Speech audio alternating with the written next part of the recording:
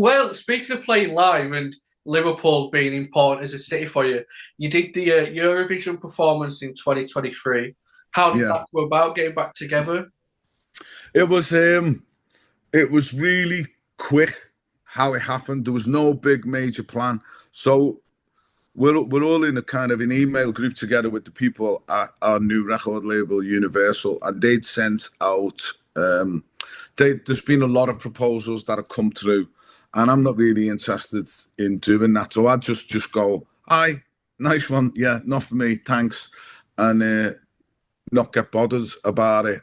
And then this thing come through that said from the BBC that had been forwarded to them saying, wouldn't it be great if we had Frankie Goes to Hollywood performing in Liverpool to open the what you call it, the Eurovision, and it was like I just said no, like I said to all of them, and then 2 days later I get a phone call from Ped, and it's weird because we've known each other since we were, well, I'd say still kids really, and when I speak to him, we are back. We have a relationship, me, him, and Mark, the way we speak to her. So we are picking him up, and Pet goes, "So you're out then?" And I went, "Why are you ringing me?" But you well, just what, are you in or out? I went, "Well, why are you ringing me?" He said, "Well, I've spoke to Mark.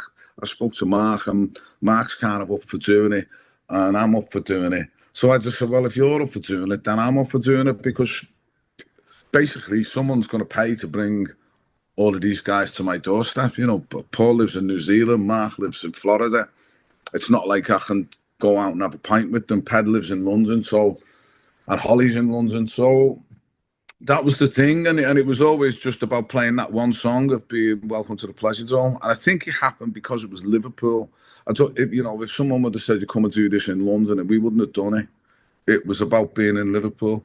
And as an experience, I think Mark O'Toole summed it up for me the best when he said, I've come here to cut the head off the monster, which was like had an air of finality about it. And we're down with that. It was a good place for it to end, back in the place where it started. And it was, in terms of having everyone here, it was quite stressful.